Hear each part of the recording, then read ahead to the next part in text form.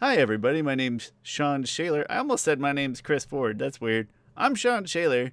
Despite my identity crisis, that's Chris Ford down there, a.k.a. the objective geek of YouTube and Twitter. Chris, are you still on the Twitter throughout the chaos? You still doing the Twitter? Yeah, I mean, I noticed that everyone feel like it's like a lot of people are just Chicken Little, their heads cut off, and wait, not with their heads cut off, with wait, You're running around chickens like running chickens with their around heads with cut their off. heads cut Chicken off. Little That's is how the I put sky two is falling, things right? together. Yes, the sky's Yep. falling. One of those is Yeah, like very violent. Okay.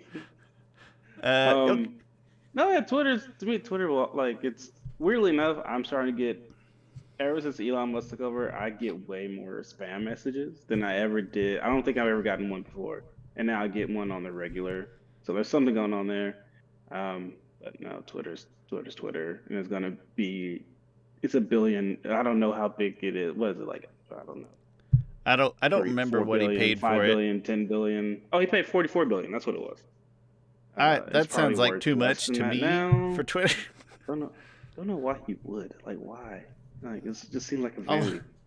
all I know is that I listen to other podcasts or other YouTube shows that cover the chaos, and I think my favorite part is him like talking about how there's never been more active users on Twitter than there is right now. It's like, yeah, because everybody likes to watch stuff like catch on fire, you know.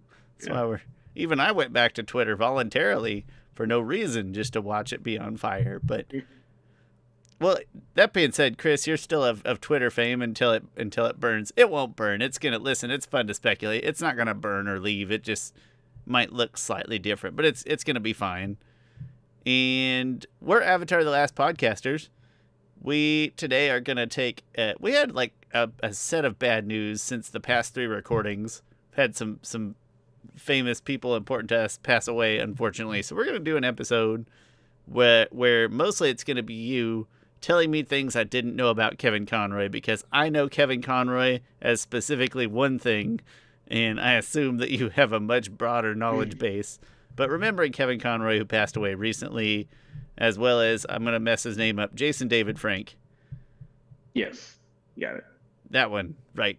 Excellent. To a lesser degree, no offense, Jason. I like Power Rangers. I've got a Serpentera up there somewhere, but not to the extent of Batman to any degree. But regardless, Chris, I'm gonna let you take this episode wherever you want to take it.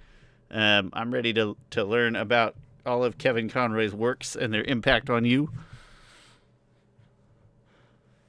Yeah, so as I've mentioned before, as is evident, I'm a huge fan of Batman. You say Don't that know if you there's know that, not one Sean. Batman thing on your screen right now, which is like lift your shirt. Thank you. Okay, there we go. There we Proof. go. Okay, there's Batman card. It's the other My, wall, my room is messy though, but if you just but look it's the other. Yeah, there around, you go. It's that wall. it's just all there's a whole There's a bat back wall, basically. like back there is The just a Batmantle. whole shelf of Batman stuff. Uh, yeah, so I have loved Batman like since literally since I can remember. Like I really don't know a time in my life that I did not love Batman. I've told people I've said this before, which said before in the past, which I've realized really isn't that true. But I've said before in the past, I've loved only three men in my life: my dad, Jesus, and Batman. Like, and I love those to various degrees. And Batman the Animated Series was a huge part of that. It is the reason why I am the person that I am on so many different levels. Like when I looked around this basement and there is hundreds of action figures, there are posters, there are it's everything is just it all goes back to Batman the Animated Series, where I gained my love of Batman and hence my love of superheroes and my love of cartoons. Um, which is so all that being said, Kevin Conroy is he is Batman. So like a lot of Batman fans, if you ask us who's the best Batman, we'll say, all right, we're not counting Kevin Conroy, right? and then because it's a given, it is a given. Whatever. Because it is a given. And yeah, it's having passed away was huge. Like it was, I was definitely in my feelings and my emotions that day because like it felt like Batman died, like the actual character, which was weird. Also, because I am down in my basement, which is like almost a monument to him. Because there's like I'm looking at a poster right now that I love. It's one of my favorite posters. It's of him of Batman, Red Moon in the background, red sky, and then like the villains underneath. It's a very great composition done by Bruce Timm. But it was so weird. So like I've never met. Well, I'm sorry, that's not true. I have met Kevin Conroy, which I'll get to that in a little bit. Like for a person I only met one time to affect me so much is it's weird. I was But there. I can I keep going. remember it well. Um, What do you know him from any of his other works The thing coincidentally, or is about anything else that you went and found of Kevin Conroy because you were looking for more Kevin Conroy? the thing about Kevin Conroy is that really he hasn't really done all that much stuff outside Batman. Like there is not I don't think there's another actor and character that are so intertwined with each other as Batman is with Kevin Conroy. Like the two are almost one and the same. Like Kevin Conroy isn't known for any other roles. He's been in a couple other things. It's really interesting. Um he like went to Juilliard. You know what Juilliard is, right? Art school? Yeah, it's just, yeah, art school. You can go to various different things. He went there for acting. You know, he is really into to acting. Um, and so he wasn't like into comic books or anything. And it's funny when when he interviewed, not interviewed, auditioned. when he That's time I'm on an interview, I'm like, oh, I have an audition. Uh, I'm gonna call every interview. Well, you're auditioning, but for a yeah, much less interesting job. yeah. Uh, No offense, sorry. normal jobs. Um, but when he auditioned for the role of Batman, like he talked to Bruce Timm about it, and he did not know much about. All he knew about Batman was the Adam West show. Bruce Timm was like, "No, no, no, we're not doing that. No offense to that, we're not doing that." That's a good choice, probably. Yeah, and so um, and he was like one of the first people to give Batman kind of two voices, right? He has the Bruce Wayne voice, then he has the Batman voice. Like since then, pretty much everyone has copied that formula. Like, even Michael Keaton's voice, it's like his Bruce Wayne, his Michael, Batman voice aren't he just like a far different. lower, like a Yeah, it's just slightly kind of a lower little bit lower, register, a but little bit, yeah. which is fine, Um, but yes, fine, but yeah. not the same. Is all Yeah. I'm getting at. I'm fine. Yeah, I'm good with. No one has. Like, I'm cool with everyone's Batman voice. Um, uh, but Kevin Conroy's Batman voice is the voice I hear when I read comic books, and it has been since I started reading comic books. So in a way, it's like it felt like Batman died, but also you know that it's eternal because every time I look around, it's everywhere. But also every time you read a comic book, you're always going to hear his voice saying words that he's never even said before, which is a crazy thought as well. You're superimposing voices. You're not even hearing them. You're superimposing them on. Yeah. Um, One other interesting thing about him is that didn't really come out until like the last year that Kevin Conroy is he's gay and like no one he didn't like it. It's interesting when he was like approaching the role of Batman. He recently wrote a comic book um, about him finding the character of Batman. Bruce Timm was like, "Oh yeah, well this person has like two lives. Like he has this self that he shows to people and the side that he hides." Kevin Conroy in the comic book wrote like, "Oh well, I can relate to that," like, which is really interesting. um, that he, in that time in like the 80s, like you had to pretty much just hide who you are or risk being shunned by 80s and 90s or risk being shunned by, your loved ones and friends and stuff like that. Probably Um, especially for a role that has some amount of association with, I yeah, mean, with just like masculinity. I can't masculine, think of a yeah, better word. yeah. Um, and Or like parents say, I don't want my kid to watch that show because Kevin yeah, Conroy is yeah. gay. So yeah, that could have had pretty They already had, sad interesting backlash. enough, Batman was actually, the character of Batman was accused of trying to like, it's like the Robin thing, a long time ago, not important, not I'm important. not wearing hockey pants. Uh, but, man, I had a point I was gonna make, I kind of forgot it.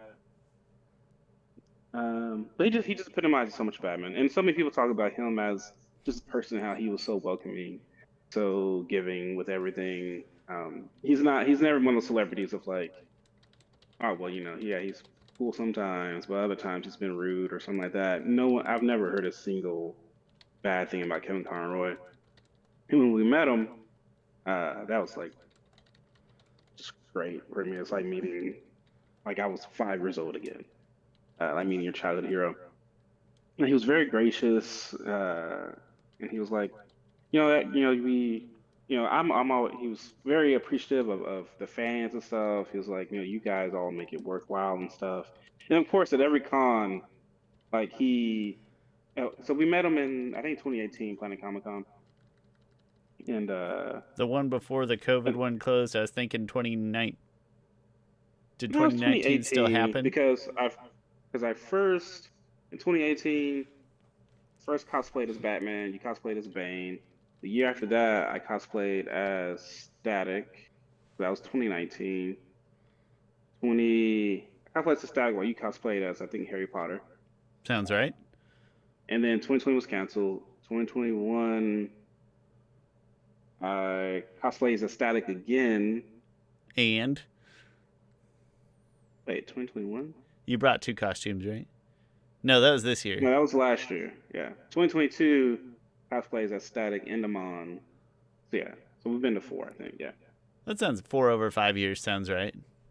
Yeah. Okay, so 2018. Um, And so all the times in cons, he gets up, he does the whole "I am vengeance, I am the night, I am Batman." Like his, and when I met him, you can just feel his voice. When I met him, I'm not like lying here, but I could feel his voice reverberating through the table from the ground up through me. Like I'm not what's like imagining this. This was like a legit thing. It was really cute. I want to say it was for a small girl that asked him for an autograph and asked him to say the line. So like standing up on the chair or the table, I don't Yeah. recall which. And you and I were just chattering, and then all of a sudden, like just waiting in line, and then all of a Yeah. sudden you hear the voice kind of boom over the head in a pretty loud place. It's not like the whole Yeah. place went quiet, like it's a huge place, but the immediate surrounding area immediately went quiet, Yeah. and that was really Yeah. cool. Just like instant, everybody knew the voice that was in line there. Obviously, everybody around us in other lines, instant silence. It was really cool. That's like, I mean, Yeah. that's my only Kevin Conroy memory outside of the show in any way, shape, or form. But that's a good one to hang on to. Yeah. Which at that time, I wish I would have went to a panel with him on it, but that was our first Comic Con, and I don't think we had any idea about like panels. I thought they cost like extra maybe or anything like that, so I just ignored panels at all. Um, yeah, I don't. I mean, and if you didn't know it, then I knew even less. I was just there following you around. Yeah. The only convention I had been to prior to that time was strictly, was basically, it was PAX, which is almost strictly video games.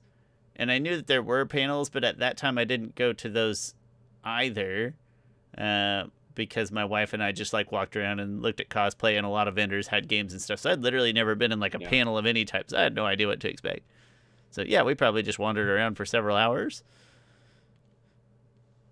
Yeah. So if I to anyway, that would not anyway. That sounds like I'm wrapping up here. Um, that's kind of just a gist of how impactful Kevin Conroy has been and on my Uh, life and in my world. Like I legit would not be the person I am today if it wasn't for Batman animated series. Ooh, Kevin Conroy was a big part of that. Do you can you hit me with a favorite quote? Is it the "I am vengeance, I am Oh, the no, yeah. So I have been thinking about my favorite, like my favorite performances quotes, of favorite him. moments"? Hit me with the Yeah. emotional bits. Chris, this is a I'll safe end. space where you can let your feelings out. I'll end with my last favorite, because it's like my favorite Batman moment of all time. So I'll end with that. Um, I really, the movie, not the long, the movie, The Killing Joke. Not a lot of people like the movie, which I understand why not a lot of people like the movie, because the first half of it was like the Batgirl story, and there was like That weird was things with me too. that. I didn't. It was a weird A plot, B plot. The way that it was divided chronologically, I still enjoyed Yeah, it, but I didn't love it. yeah. Like I'd watch it I again. understand. I was fine with it. I understand it. I'm not a Um, good critic though for but that stuff. I mean, The Killing Joke is such a small, like it's not a long book. It's more of a like it's barely bigger than a weekly issue of a not a monthly issue of a comic. I And so literally just they put it were on the shelf like 10 minutes ago, man. It's not big. I don't know. Yeah. It's a quick read also. Um and so they had to add a lot of stuff in there. And so they just added a whole Batgirl section to it. Which I understand because they make Batgirl more of a character, have her have more of her own agency, instead of just giving her up to be the sacrificial lamb, to be the inspiration and motivation for two other male or one other male character. So I'm fine that I was fine with the first half of the story, but the second half of the story, I think Kevin Conroy gives one of his best performances as Batman in that, and I'm really glad they went with Kevin Conroy and Mark Hamill to do this because it's one of the most important Joker stories, Joker and Batman stories. Because in it, Batman is like, I want to help you. Like, if we keep going down this path, like, it's not one of us is going to kill the other. Like, I want to help you. I want to rehabilitate you. Because that's what Batman is. And I don't want to go too far down this path of like crapping on the movies and stuff. Because I love one thing I at least like every. No, that's not true. There's I Batman and Robin. tolerate. I I I love many of the Batman movies, pretty much all the Snyder ones, and of course I love every single Nolan one. And Batman '89 is a um, monumental movie in itself. Batman kills in all these movies to varying degrees, and Kevin Conroy's Batman, I don't feel like ever killed because he was more aspirational than I think those other Batman were. He was trying to fits Gotham. He was trying to be empathetic and reach out to the villains, always seeing that maybe there's a chance at redemption for them. You know, Um, being on the an animated series cartoon show like lent itself well to that, right? Like that's a nice spoiler alert for next week's episode. That's like a nice plot convenience. Like you get to be on the kids show with a character that doesn't kill. You know that kind of lines out in a effective way. yeah, I mean, I think even in he hasn't done that many things that were rated R. He wasn't. I mean, Kevin Conroy has done so many different Batman roles in different mediums. Oh, they talk about the Arkham games. Holy crap! Arkham Oh yeah, games. yeah, yeah, He yeah. also goes in and delivers a really good performance there. Let me circle back to my original thing I was talking about, the Killing Joke. He has a really good performance in the Killing Joke. Arkham games he's also really good at. Um, he delivers, I think, this performance that is more grounded and real. And he still is trying to save the villains in a sense. Like there's a moment in Arkham City where Joker gets the Joker or Bane toxin or whatever it is, and Batman has a cure, and Joker like stabs him or something to where the cure falls over, and Batman says to him like, you know what's funny? Even after you did everything you did, because he like just killed Talia.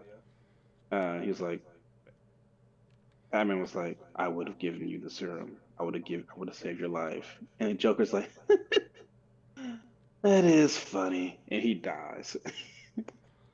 Um, so I think even in I think many Kevin Conroy's performances are still, even if because those Arkham games are like PG-13, most of the time he was still displaying a Batman who still had hope. There was one time he didn't really display Batman that was kind of out of hope, and that was in like a CW crossover. He finally played Batman in live action for the first time, which is really cool. Just him see. I accepted it that he was kind of like he wasn't evil or anything. He was just more disgruntled He and was far old more cool with curmudgeonly killing. Batman. Yeah, and he was cool with killing his bad guys. Like I was fine for it for that story. It made sense. So Arkham games are great. Um, his I performance, completely forgot that he voiced Batman in the Arkham games. yeah, Arkham, I always get it mixed up. Arkham City is probably it's probably in my top 20 video games of all time. City specifically. I like Asylum. I never touched Night actually. Origins, I don't know if I even made it through, but it was still good. But like anytime I want to play a Batman game, I'll go pick up Arkham City. That's probably a top 20 video game for me. yeah. Weirdly enough, this contrary to the purpose of this episode, my favorite. I've come to the realization that my favorite Batman Arkham game is actually Arkham Origins. I think it has like the best story. It has good gameplay, just as good as gameplay because it's building on top of what's came before it. But I think the story really elevates it and it has pretty decent graphics. I really want them to remaster it. I doubt they will because technically it's not like in the Arkham. It's in the Arkham series, but a different studio did it. I think WB Montreal did Not it instead of Rocksteady or Rocksteady. yeah. Uh, Yeah. my dirty secret is that my favorite way to play Arkham City is the Wii U, the Armored Edition, because the Yeah, you told me gamepad that. gets to be used at. Oh, I've already told the story at some point. It's just weird to me that like there's almost no reason to have a Wii U, except that Yeah. that game does a really nice job of letting you use the gamepad as like a utility belt. And that's, I mean, it's one of the few things on that stupid gamepad that just actually works. So like, I can't get rid of my Wii U because there's no other way to like have that specific experience, which pisses me off. But such is life. Arkham City My to the other favorite Switch. Let's performance. go. My other favorite Kevin Conroy performance is in Mask of Phantasm, which is still like one of the best Batman movies. There's a specific scene of him at his parents' grave because he's like hasn't become Batman yet, and Andrea Beaumont comes to his life, and he wants to like propose to her, but he's also like, well, I have this mission, I have this promise that I made my parents. He's at their grave. He's like, it's raining, and he's somewhat crying. It's like, I'm sorry, like I can't do this. Like I didn't like I know I made a promise, but I can give more money to the cops. I can do this. Like they can handle it. Like I'm sorry, I didn't expect this. I didn't expect to be happy. It's like Batman just so it just epitomizes that character, just the tragedy of that character because he's like crying out, pleading to his dead parents, can he be happy? And he's so messed up in a way emotionally that he can't realize that his parents doesn't want him to be Batman. His parents want him to be happy, to get married, to have a life, to find happiness. Really great scene. I think it's still crazy that just like that movie, that animated movie came out in theaters and was like, canonical piece of a long running TV series. Like that by itself is kind of amusing. And I have one, I will say my other big Batman, because we know a lot of people that like Batman, but maybe the other person in my life who's like favorite piece of media is Batman. He'll tell you that Mask of Phantasm is his favorite Batman movie. I think he's not quite as fond of the Christian Bale trilogy as you and or I are. But anyway, I don't know. It's just crazy to think of like part of an episode, a long episode of a TV series coming out in theaters. I don't know if that was common at that time. It's cool. Yeah, yeah. Uh, and then my favorite, also I think his performances throughout Justice League, the animated series, was really good. Specifically, my favorite Batman moment takes place in my favorite episode of anything, and that is the episode epilogue in Justice League Unlimited. I've sure I've said this before. There's a scene where there's this young girl who has psychic powers, and her powers used to be that she could warp people's perception of reality, and then it evolved into like she is literally warping reality, and she has an aneurysm, and if she dies, like this psychic backlash could destroy things measured in miles. And then Amanda Waller sends Batman in to kill her because she needs to be killed, or she could risk. She's gonna die anyway. She could risk killing, thousands, probably, thousands of Essentially people. killing her in a controlled, not environment. It's not the right, but Yeah, pretty much in a way controlled that she won't have terms. that psychic backlash. Yeah. Batman goes in uh, and sees her, and she's on this. Her name is Ace. She's swinging on swing, and then they just kind of talk a little bit, and then she's like, Ace is like, Cadmus made me a weapon. Like I had my childhood taken away from me, and Batman is like, I know what that feels like, and she's like, you do, don't you? She's like, you don't have to tell me. I can read your mind. That's how I knew you weren't going to kill me. That's how I knew you weren't going to use uh, that weapon. Then he puts the weapon down. And she's like, I'm dying, aren't I? And he goes, yes. And then she says, like, will you stay with me? And like, granted, Kevin Conroy is doing an amazing job acting, but the writing is so good in this scene, written by also the late great Dwayne McDuffie. Dwayne McDuffie, if people don't know, was a co-founder, pretty much the architect of Milestone Comics, which is Static, who of course I've just said before I've cosplayed as and love that character as well. Um, and then so Batman then he gets on the swing and that's the ace and puts out his hand and holds her hand and he stays with her until she dies peacefully. But he couldn't bring himself to kill her. He had such that code of not killing her. He couldn't kill her. Also, he realizes in that moment that he is able to empathize with Ace because he too had his childhood ripped away. So great moment. That was my like. It is rare that. So like I said before, I love Batman Forever, not the movie.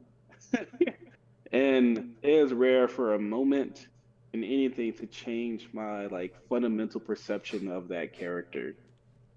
In this moment, did that for me. It took him from being like this dark agent of vengeance to being this aspirational character who is just there to console people.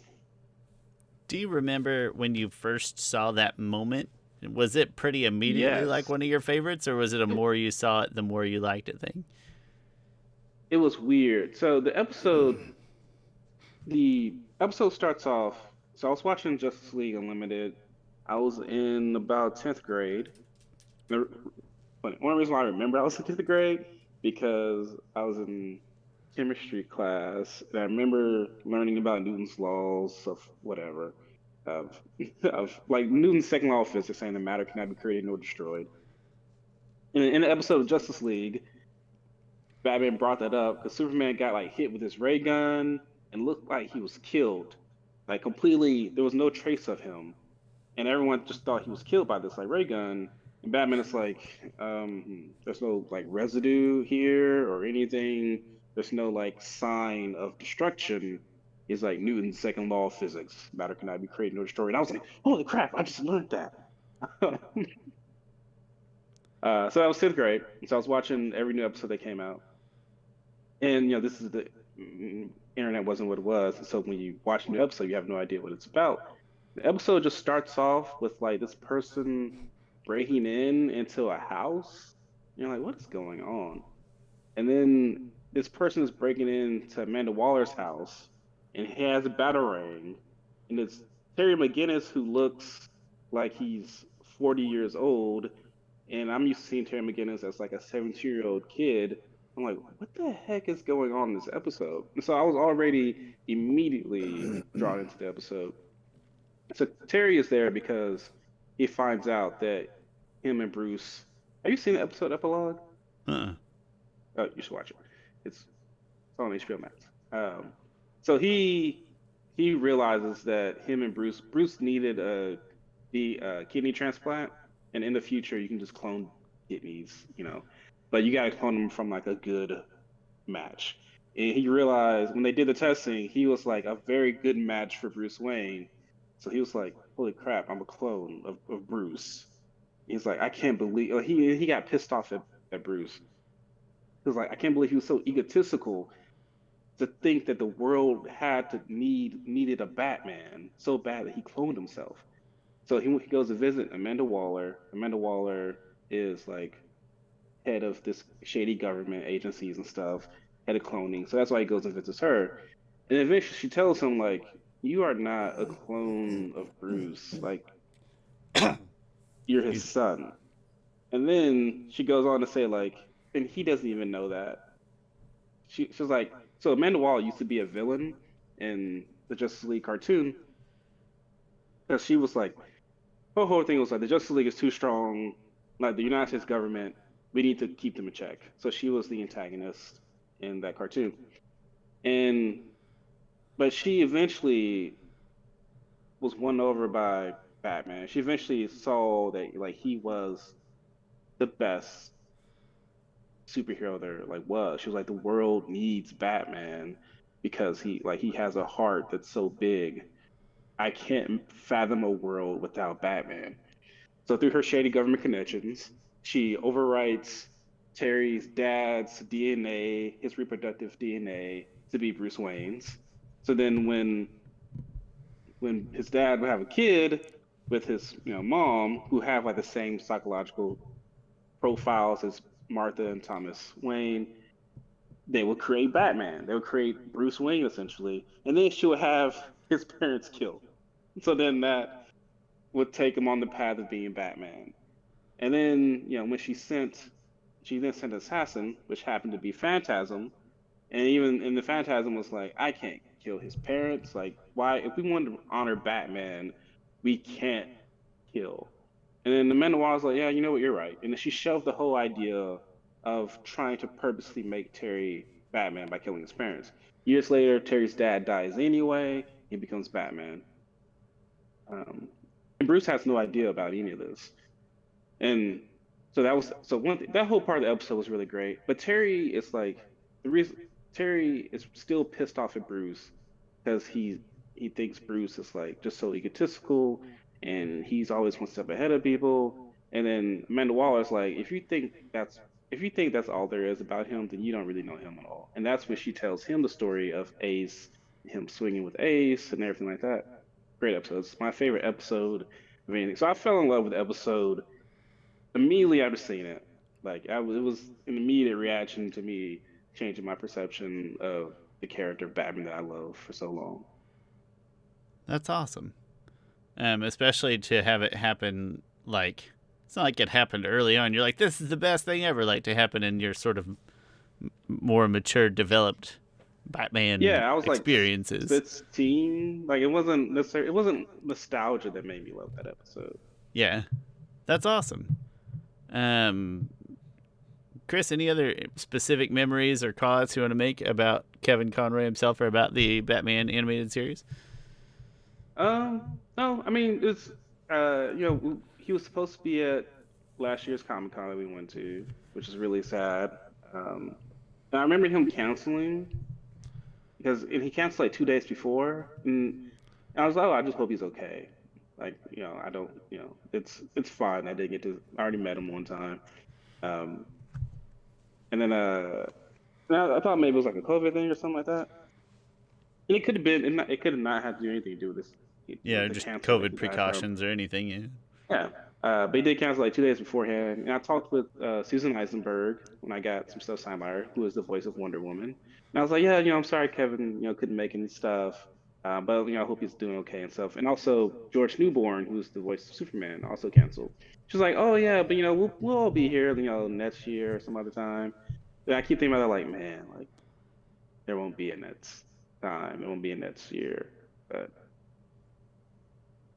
At least we got one and one good one in particular, memorable in a couple ways. So obviously more would have been better, but regardless, just to say you had it once and have the photo and the signature.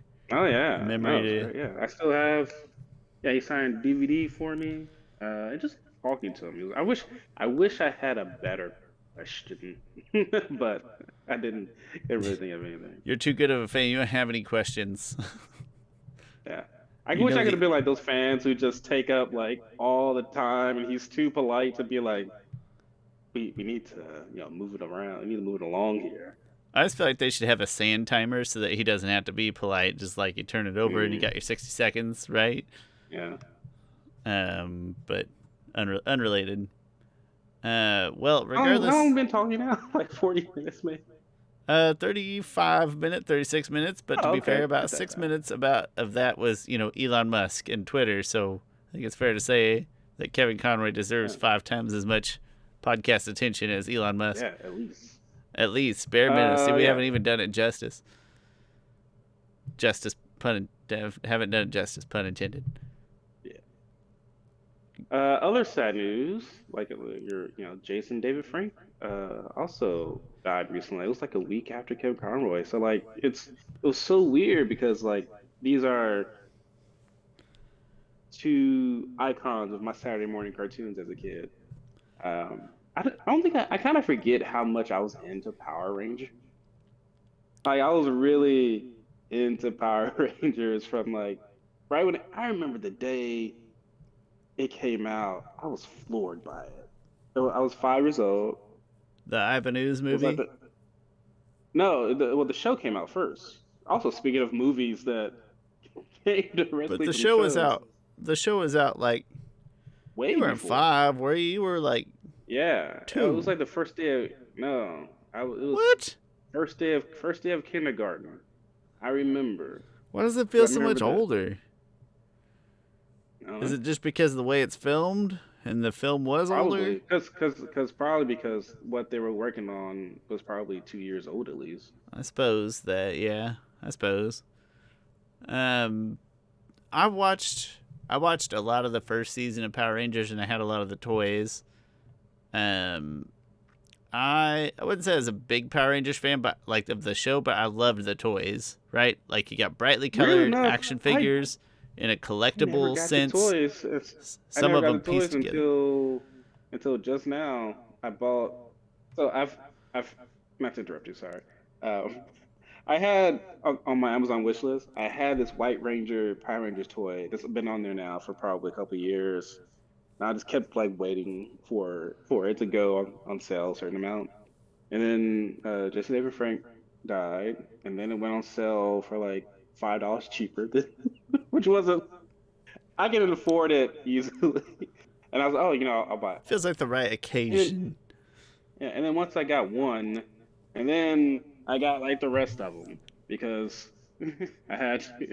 You had to. It's part of the deal. Yeah. I literally just took these out the box like right before we were recording because it was time for me to take these out the box. So anyway, go on. No, those toys. That's just ready made for kids, right? Like I said, you got brightly colored. Yeah. You got a group, like a tangible group that you need to get all of. You got some that fit together. My favorite is my sister and I both had different Megazords. Mine was from. Let me think. Mine was not from the Ivan Ooze movie. Hers was from the Ivan Ooze movie. Which I love. Mine. I still enjoy watching the movie to this day. I'll watch it on occasion. On occasion, it might be every 3rd or 4th years or something. Oh, my TV just kind of kicked on. That was creepy. Hold up. Let me turn my TV off. Y'all are hearing Scott Van Pelt. That can't be. Listen, I like Scott Van Pelt. That was creepy. Or unmuted or something. Anyway, I don't know what movie mine is from, but it's not the original Megazord. But yeah, we'll still go back and watch the Ivan Ooze one just for sentimentality's sake. I'll say Yeah. 4 or 5 years. But those toys are great. Any toy where I can have individual pieces that hooks together, I'm gonna call it like the McDonald's collect 'em all effect. It wasn't from McDonald's, but I was all over that. So I don't know bigger fan. why I I will say didn't. Oh, sorry. Go ahead. I don't know why I didn't get the toys. I'm actually surprised I didn't, because I really was like, I was into Power Rangers from Mighty Morphin until they went to space, and then after they were in space, I was like, you know what? Is that where they had the I weird think I'm shaped over it. visors on their faces, like the different shaped visors? Maybe. I mean, they always have different kind of. I wasn't that into Turbo, and that's when I was like, well, I'm in Turbo. And then I got back into it with like Ninja Storm and something else. Oh, and then Dino Thunder, where Jason David Frank came back. But this time he was like he was like a professor at the school, and then he was the Black Power Ranger. Um, so yeah, he was many different Rangers. He was I like the have only one to be more than two colors.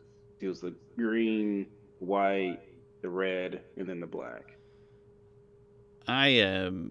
I don't think I ever touched anything beyond the first season, but there again, I saw toys, and there was like a Christmas where I got they all had different shaped visors. Like one had like an oval and one had like a star. That is Zeo. That is Zeo. I wasn't I'm that into Zeo at all. I'm gonna go ahead and say those toys were a turnoff for me. It had lost some of its luster by that point, but Yeah, yeah. um, Jason David Frank was the he. I think that's when he stopped. Was a red Zeo Ranger. Or wait, what came first, Zeo or Turbo? I'm mad that I can't remember which came first between Zeo and Turbo. Anyway. I think my favorite individual episode though is I can't remember his name, but it's like this pig wearing like a giant Roman helmet is like eating all of the Yeah, food. everybody Angel Grove. remembers that for some reason. I don't know. I think if it's just on all the time or if it's everybody's favorite. But then the solution was that they like fed him a giant spicy sandwich, and that's how they saved the Power Rangers is day. weird. Man, I love Power Rangers so much. And like so we talk about like great character arcs, the bad guy to good guy character arcs. Hmm? And I think for a whole generation of people, Tommy's Green Ranger arc from being like when he came in, he kicked everybody's butt. Like He I took on all remember 5 of them he at once. Man. yeah, he went into the Megazord. Like, I was like, holy crap, you can go, people can just go in there. He went in there, beat the crap out of him, threw him out the Megazord, and then went and just kept beating their asses so bad. Like, it was like he was on a whole nother level. And then he became good, and that was great and all. And then he lost his power. And then I remember when the White Ranger came, it's like Zordon was like, we have a new Ranger. And like he came down like from the sky. The light was like shining on him. And like it was mysterious. You Pretty didn't heavy know who it handed was. Jesus metaphor. Yeah, yeah. This long And haired he white came down in clad like fella this comes from weird, heaven. yeah. He came down in this like weird pose. And then he took off the helmet. It's like, holy crap, it's Tommy. Tommy's back. That was like that was so huge for a little kid. Um, like I remember wanting to know karate because of Power Rangers, but I think not just like practicing the moves. that was probably a big era between that. Like I was thinking that and like Three Ninjas and Teenage Mutant Ninja Turtles. Like Yeah, everything had to be a yeah. ninja. Ninjas were big. Everything had to know karate or kung fu. Yeah, and then so a lot of those, we talked about this before with Power Rangers. They were all like legit martial artists. Not all of them. Kimberly, the Pink Rain, Haley Joe, well, I forget her name. She Sorry. was just a She was gymnast, she was a essentially, right? real Sorry, that gymnast. sounded really not just a gymnast. She was a gymnast. Yeah, she was a gymnast. All the rest of them had like some type of karate or martial arts training. Um, uh, and then he went on to be like in MMA. Like he did a few fights. I'm not sure if it was in UFC, but probably like one of those like second tier type of deals. So he was like a legit martial artist. He respected the craft. Yeah, and I think you're right. I think that was maybe just a couple days before Thanksgiving, like the Tuesday before Thanksgiving or something like that. No. Well, and I don't want to get in too far into this, but monitor your loved ones' mental Yes. health, Yes. and your own Yeah, I mental meant to health, bring that up. Yeah. and never shy away from recommending that people get professional help, in polite, sensitive ways, if need be. I don't know if there's a better way to say that, but monitor your and your loved one's mental health. Be aware. Yes. Absolutely. Um, and he was very loved by his fans. Like so he was at last year's Planet Comic Con, and I was like, man, we should go to that panel. And like we were very busy that. I mean, Well, I we say that. had our The thing is, own panel to plan for, Chris. yeah, I got our own panel. Um, Nobody was as like, busy as Adam Savage, but we were pretty busy. holy crap. Yeah. But he had Jason David Frank also had a really long line for his panel. He had a long line to meet him. Like at first, I was like, you know what, I should go meet him. I was like, man, this line is really long. Like I can't wait. But just I mean, it's good to know that he, did have a.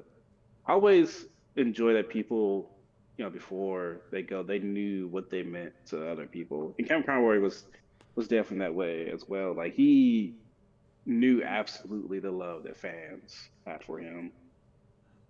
I'm sure that Jason David Frank did too. Hmm? No, it seemed like Kevin Conroy was very genuine about his relationship with the fans, and in terms of existing as that character for his fans and because of his fans in that cycle. He seemed very Yeah. genuine to that and very aware of that. Well, this was by and large very depressing, Chris. And with give me like a happy Kevin Conroy memory or something before we got to end on like a positive. So this is somewhat uh so in a lot of different panels that he goes to, he sings a song called "Am I Blue," which just shows in the there's an episode of Just Sling where it sounds weird. In order, Wonder Woman is turned into a pig by the sorceress named Cersei, You know that and whole shtick. and in order to Batman makes a deal with her, he like trades his humility to free Diana, and he sings a song called "In My Blue." Um, great song. He was singing. He had a really great voice.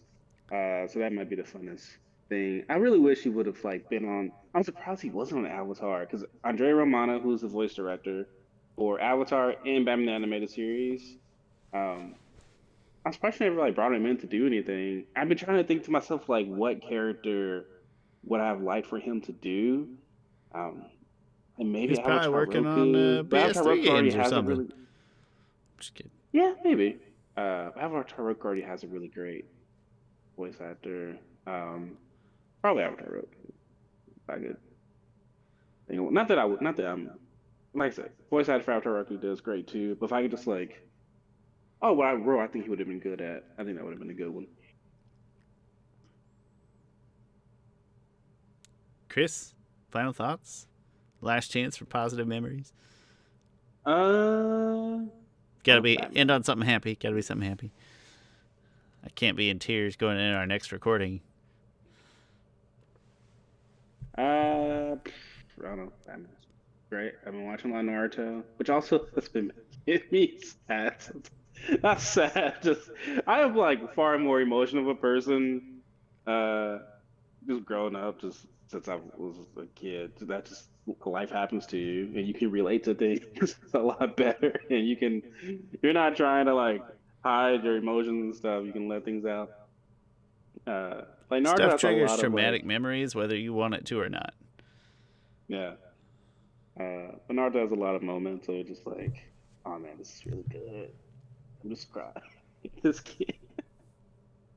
Gosh, Shawn, I can't think of like a good, very upbeat, positive send off. Did you have a nice Thanksgiving? No, I didn't. Shawn went to a funeral. You went to Kevin Conroy's funeral? No, I'm just kidding. That's No, not. I Sorry, that was I probably drove. insensitive. Yeah. Uh, no, well, Thanksgiving was fine, but over that weekend, I drove to Little Rock for about 7 hours away for funeral. Though I wasn't close to the person, so you don't have to ask me about. I'm fine and stuff. In fact, I didn't even. I was just sitting in the car really during the funeral with my crying 2-year-old. Anyway, Favorite place to be. Seven so I'll hours just. each way with an angry 2-year-old. Yeah. The drive back was actually pretty fun. The drive to there was actually pretty scenic and stuff. Hmm? I was like, oh, this is like nice hills and stuff. I think we're like maybe the base of a mountain, some mountain somewhere over there, small mountain. So much It feels different like from you're like driving like on the side of a mountain sometimes, yeah, yeah. which is scary for me. I don't like. I like looking at it. I Like, don't like being there. there was a car on a ditch, and I was like, if they just went like a few yards over, it would have died. But anyway, I felt Absolutely. man, we keep getting more and more morbid on this app. Went to Arkansas because somebody died, and I thought about how easy it'd be to die while I was driving there. Happy Thanksgiving, everybody. um, Uh, this it's not a happy subject, but it's like anytime as somebody will tell us they went to a funeral, and you like supposed to say the nice things like, oh, who was it, how you feeling, all that stuff. Every once in a while, depending on the mood that Heather's in, like after that person goes away, she'll lean over to me, whisper. She'll be like, I go to lots of funerals. Nobody asked me that shit. I'll be like, that's the meanest thing I've ever heard you say. And it's pretty uh, funny. But anyway, Sometimes you have to laugh to keep from crying. in that industry, I think you probably You, do. They don't all have yeah, dark I assume senses of humor. Like some of them are just like super flat, super chill. But I think in her line of work, you probably I can gotta imagine have a what she sense does. of I would, humor. I would cry so much. I feed off the emotions of other people. So if it was a happy Yeah, funeral in like the celebration of life way, I'd probably be fine. And if it's a sad funeral, I'd probably not be very functional as a worker. but But my funerals are rarely ever like that unless that person was like 80 or something. yeah, Chris, we're getting to a place where there's more of those, and it could be like, like you and my upbringing in like Midwestern Christian households where that's really not the case. Yeah, Like it should be if you think about like what should Christianity be. is, and You should be joyful. That it's I think we've had this conversation before about um Princess and the Frog. Like I had this whole epiphany about it while I was sitting in a movie theater, and I cried my eyes out about this epiphany. Because in so now we're in the tangent part of the episode. yeah, but we're getting In the to happy episode, stuff now. yeah, well, it's sort of yeah, sure, it's happening. So in Princess and the Frog, right? I forgot his name. Oh Ray, oh Ray, yeah, Ray. Ray the lightning bug was killed. Well, yeah, he was killed. And like all lightning bugs are at a funeral and stuff. And like one day Ray was talking about like this star Julie. He's like, wait, Julie? I think his name is Julie, maybe. No, no, I like Julie Oh, better. What is his name? oh, Angeline. Angeline. Oh, he's like, My oh my Angeline. Angeline. One day I'm gonna be with Angeline. Oh, look at my beautiful Angeline. And everyone is like, oh, he's kind of crazy. Like that's like just a star in the sky. It was like a clear sky. You can see there's just one star. So at the funeral, everyone is like sad and stuff, and they're sad about him being gone and lost and dying. And then like they look up, they see the star. Uh, what's the name? Evangeline. Angeline. See the star, and then there's a cloud by the star, and then the cloud goes away, and there's a new star there, and then they all start rejoicing because that's old Ray. Like Ray became the star. Ray was with Evangeline. Like he and to me that is a like and everyone starts rejoicing because like oh he's made it, he's there where he thought he would be there. To me that is sentiment of any belief. I'm gonna say Christianity because I'm Christian. Like as Christians we believe like Lord's willing when you die you go to heaven. Like and heaven is amazing, it's great, it's no worries, nothing. It's just everything you ever want and need. You have the sense of easy, of ease at you. You're with your loved ones. You're with Jesus, with God. But when people die, like we don't think of that. We think we're just mostly sad. We don't celebrate their them transcending into uh, into heaven. I And so think that was like, so I was just sitting in the movie theater watching that. Oh, because I didn't say this before. My grandma had just recently passed away like a couple months before that. And so I'm just sitting in the movie theater, just crying my eyes out, just like, yeah, why am I like so sad? Like it was a good cry. It was a joyful cry. I Like think a combination of upbringing in our circles, but like since Heather has been in her current role, I hear more of those, and weirdly yeah, enough, they tend to be. Well, I don't want to generalize that way, but it maybe tends to be with people in situations that you wouldn't expect it, but where they take the kind of celebration of life route, and it's yeah. more. I won't say like a party, but almost like a dinner party. Like yeah, It's a everybody's still celebration. polite It's and a like. you're celebrating, that person's life, and And even if you don't believe in the afterlife, well, maybe even in those cases, it feels like they're yeah, still celebrating like the earthly life of the person or yeah, whatever. So I hear more of those now from Heather, and that makes me feel good because I kind of like that approach to it. Whereas it feels like I said it, you know, all the funerals until I was like 20 that I had ever been to were just like really long churches. yeah. This is a really long No, mass I where we went think and stood outside at the end. I think I think the funerals I've been to, where I feel like I've really my grandma's funeral was just like it was just sad, like it just felt like all sad. Um, I feel like funerals I've been to more recently was more like half and half.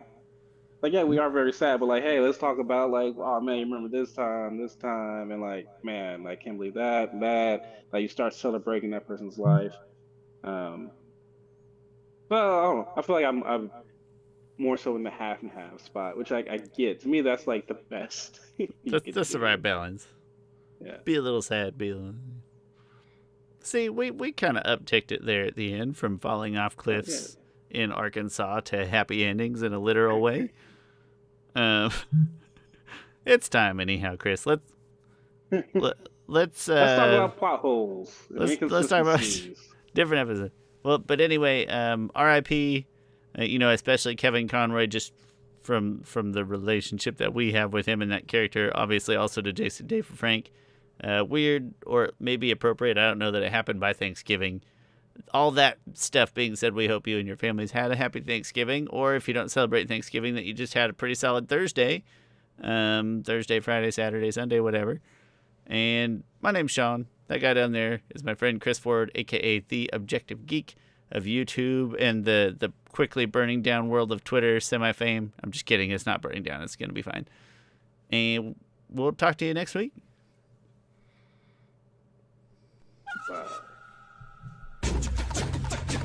I feel like we should have had a somber closeout song for Kevin Conroy. No.